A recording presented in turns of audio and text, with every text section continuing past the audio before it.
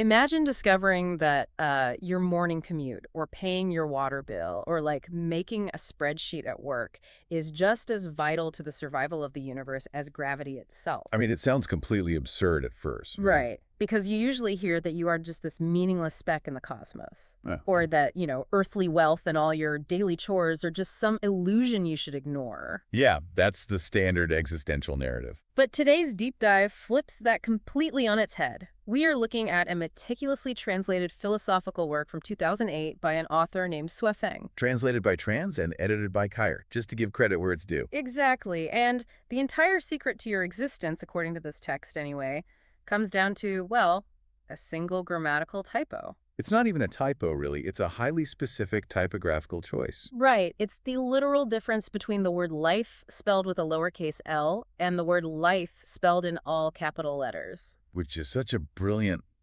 linguistic framing device, Yeah. you know? Swiffing isn't just making a stylistic choice for the sake of poetry here. No, he's basically building an entire cosmos out of a font choice. Yeah. He's separating human existence into two fundamentally different yet entirely interdependent states. And by doing so, he's attempting to solve the ultimate human dilemma. Which is that exhausting tension of trying to care about your Tuesday afternoon while simultaneously grappling with the terrifyingly vast scale of the universe. Exactly. Because it's really hard to care about your water bill when you're thinking about infinite space. Oh, definitely. So before we can understand our grand cosmic purpose, we have to figure out what it is we are actually experiencing right now today, listening to this deep dive. Right. What is our current state? The text calls this current state lowercase life. The author describes this as temporary, mortal, a fragment. I think he calls it a chapter in the long river. Yeah, a chapter in the long river, meaning it has a distinct beginning, a middle, and it can end at literally any time. So it's totally bounded by time. Exactly. Lowercase life is your physical journey through the material world. But uppercase life, the one in all caps, is entirely different. How so? Well, the text defines uppercase life as eternal. It's a continuous series that extends from the origin of the universe all the way out into infinite time and space. Okay, the line that really stopped me in my tracks when I was reading this was, let me find it. Life can come to an end at any time, but life can never end, even with the ending of life. It's a bit of a tongue twister. It really is. But basically, when your lowercase mortal life ends, your uppercase eternal life just continues on in other forms. Right. It shifts, but it doesn't stop. I kept trying to picture this, and honestly, I landed on television. Oh, television. Okay, I like where this is going. Yeah, so think of it like this. Lowercase life is a single episode of a TV show. Maybe it's a thrilling season finale, or maybe it's just a boring filler episode where nothing much happens. But either way, it has a fixed runtime. Exactly. It rolls credits, but uppercase life is the streaming platform itself. Oh, wow. That's actually a great analogy. Right. It holds the episodes, it continues broadcasting, regardless of whether one specific sitcom is over or canceled. The platform doesn't cease to exist just because your little 22-minute episode finishes. You, in your current physical body, are temporary. But the essence of what animates you, your uppercase life, is an unbreakable thread woven into the actual fabric of the cosmos. Okay, but if the platform keeps running regardless of my individual episode, that creates a bit of a paradox for me. How do you mean? Well, if my eternal uppercase life is untouchable and just continues in other forms no matter what I do, I feel like my earthly life is somewhat meaningless. The apathy trap. Yeah. Like, why should I care if I get a promotion or help my neighbor if my eternal structure is going to outlive the sun anyway? Can I just sit on my couch for 80 years and wait for the eternal series to continue? See, Feng specifically warns against that exact mindset. Yeah. He writes, and this is crucial, if you confuse the values and meanings of life with the value and meaning of life, then you are likely to have a confused life. So don't mix up the episode with the platform. Exactly. Mixing up the rules of the single episode with the rules of the entire streaming platform will basically break your brain. I can see that. If you try to apply eternal, infinite expectations to your mortal, highly flawed daily existence, you will constantly feel like a failure. You'll just paralyze yourself. You bring mortal panic into an immortal space, or like I was saying, immortal apathy into a mortal space. Perfectly said. By separating the two with this capitalization trick, the author gives you permission to compartmentalize. Which is a relief, honestly. It is. You have one specific job for your mortal chapter and a completely different structural job for your eternal essence. So what are the actual rules for this specific mortal chapter then? Because the text breaks down lowercase life into two distinct categories, meaning and value. Right. Let's start with meaning. The author states that the meaning of your daily life is to create wealth and joy and to serve yourself, others, and the community. It's very action-oriented. It is, but I have to admit the phrase create wealth stopped me cold. Oh, I'm sure it did. It usually does. Because you just do not usually hear an esoteric philosophical framework telling you to go out and generate wealth. Usually, the trope is asceticism, right? Retreat to a mountain, give away your belongings, starve your ego. Right. The whole suffering is holy approach. Exactly. Yeah. So why does a cosmic philosophy care about my bank account or earthly wealth? Well, it requires a shift in how we actually define wealth. We tend to think of wealth strictly as, hoarding money in a bank account or buying luxury cars. Right. But in this framework, your mortal existence is not a punishment to be endured. It's an active, energetic project. Wealth here means resources, stability, and abundance. So it's about having the means to actually participate. Yes, you are supposed to engage with the material world. You're supposed to generate resources and emotional positivity, which he calls joy, because a community literally cannot thrive on deprivation. Suffering is not inherently noble in this text. That's fascinating. And it explicitly says to serve yourself alongside others. Taking care of yourself is practically a cosmic mandate here. You can't pour from an empty cup, as they say. Yeah. Right. But then we look at the value of lowercase life, and things get significantly more esoteric. They really do. The text says the value of life is to serve uppercase life, pay off debts, improve your life structure, make life happy and free, and make it extend to higher space. That's a lot to unpack. It is. I want to push you on a couple of these terms because they sound very heavy. Extend to higher space.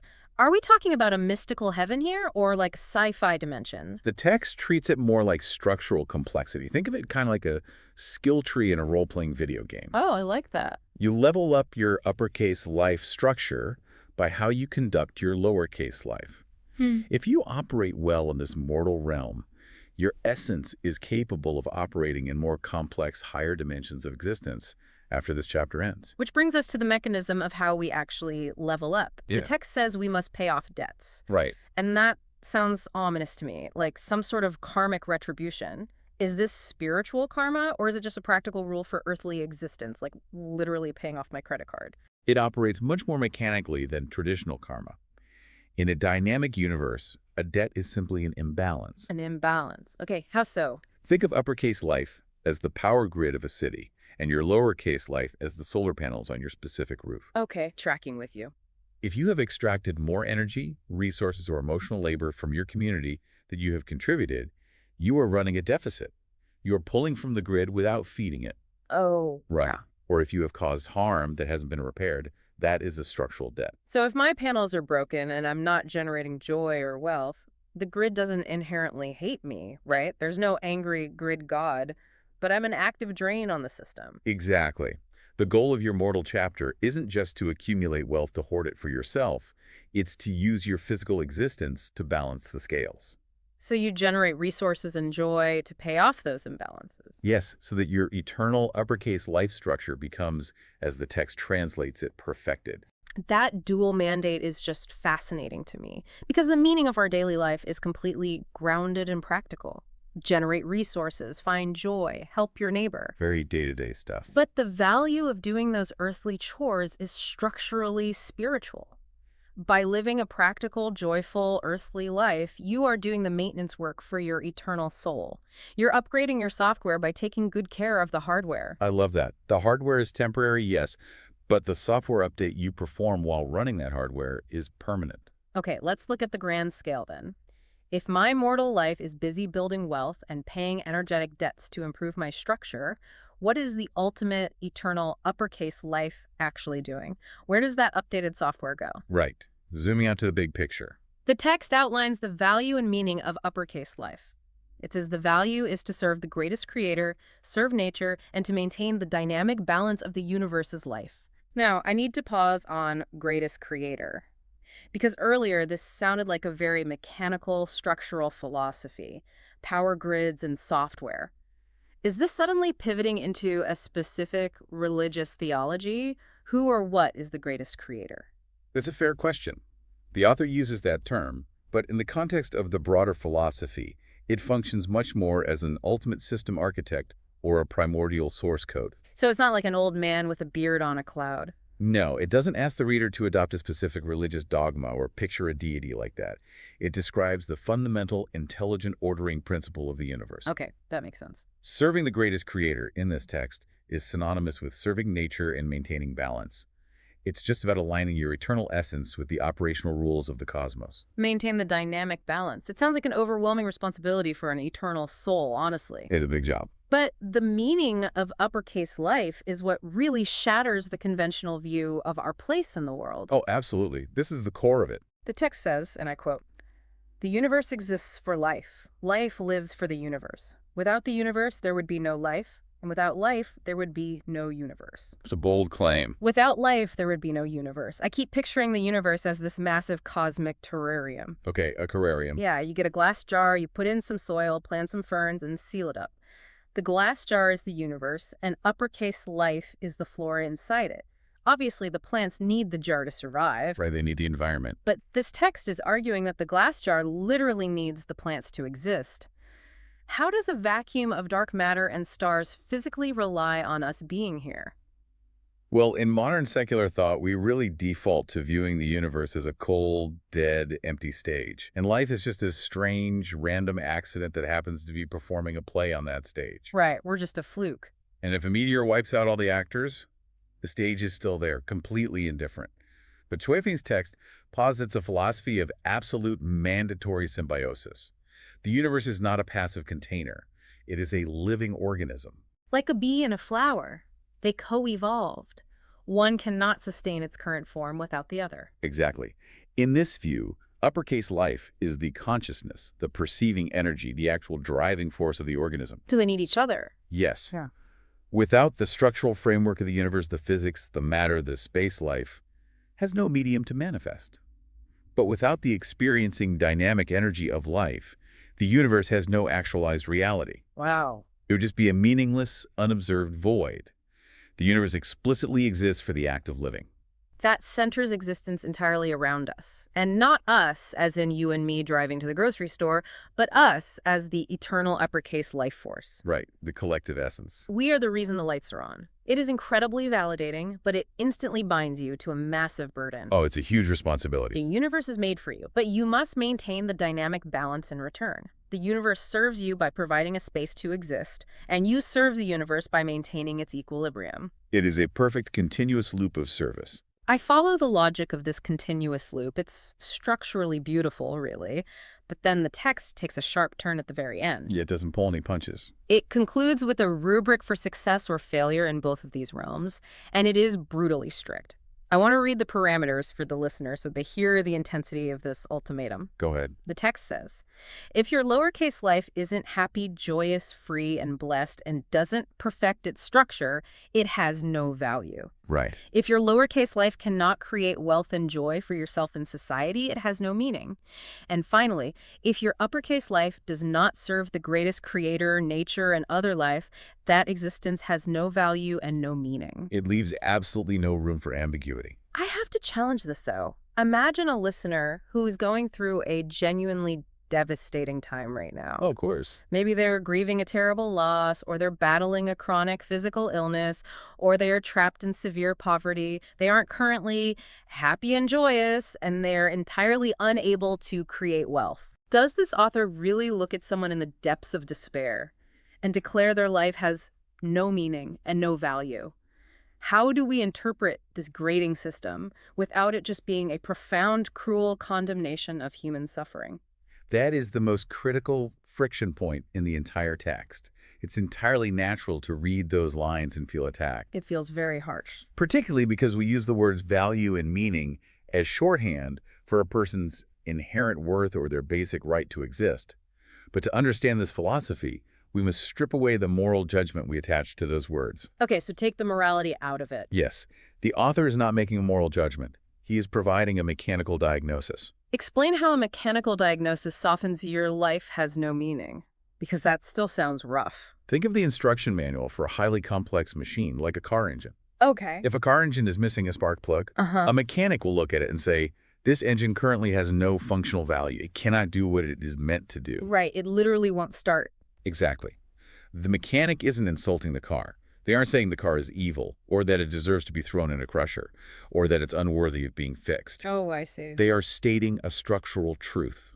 The system is currently misaligned and cannot perform its intended function.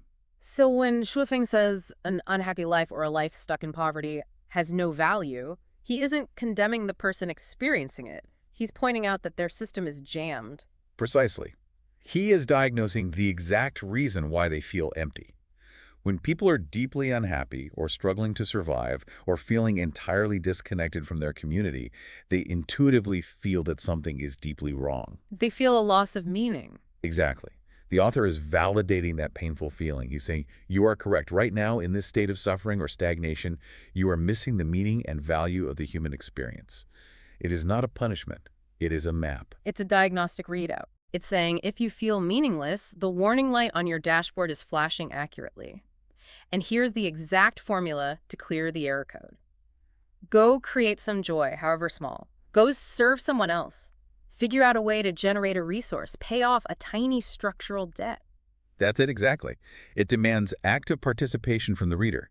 You cannot passively sit in the dark and wait for cosmic meaning to just, descend upon you. You have to build it. You have to physically generate it through action, by pursuing joy, by serving your community, and by maintaining balance. The harshness of the language actually provides profound clarity. If you are lost in the woods, the text gives you the exact coordinates of north. That completely changes the takeaway for me. The real aha moment here is that taking care of yourself, making sure you are financially secure, emotionally stable, and finding moments of joy is not selfish in this philosophy. Not at all. It is literally your cosmic duty. You cannot serve the universe or maintain the dynamic balance if your personal battery is dead. That is the synthesis of the entire framework. As you navigate your temporary mortal life, you are never disconnected from the cosmos. Right. The act of seeking joy, of creating wealth, of helping your neighbor, these aren't trivial earthly distractions keeping you from enlightenment. They are the essential groundwork of enlightenment. By engaging fully in your lowercase life, you are actively perfecting the structure of your eternal uppercase life. So your mortal life is the tool that shapes your eternal existence, which in turn maintains the balance of the entire universe. It's all connected. It brings us right back to that tension we talked about at the very beginning. You are sitting in traffic. You are paying a water bill. In this philosophy, you don't have to choose between the mundane chore and the cosmic plan. They are the exact same thing. The way you handle the mundane chore is how you participate in the cosmic plan. It really elevates the everyday human experience to a level of immense dignity. It definitely does. It makes everything matter. Now, we always want to leave you with a final thought to mull over, something that pushes the boundaries of the source material we've just unpacked. We discussed the text's claim of perfect symbiosis, right? That without life, there would be no universe, and the universe exists entirely for life. The continuous loop of the cosmic terrarium. Right. The two require each other to justify their existence. Yeah. But if that symbiotic relationship is an absolute mechanical truth of reality, what does that make an entirely lifeless, barren planet out in the far, unobserved reaches of deep space? Ooh, that's a great question. Think about a planet with no water, no atmosphere, no cells. Is it just a useless rock? A piece of broken hardware waiting patiently for uppercase life to eventually arrive and give it meaning? Oh. Or is it already participating in the dynamic balance of the universe in a way we simply cannot yet comprehend? Next time you look up at the night sky or even just stare out your window during your morning commute, ask yourself, what invisible balance are you maintaining right now just by being here? A truly fascinating perspective to carry forward. Thanks for joining us on this deep dive. Keep questioning the uppercase and lowercase parts of your own existence.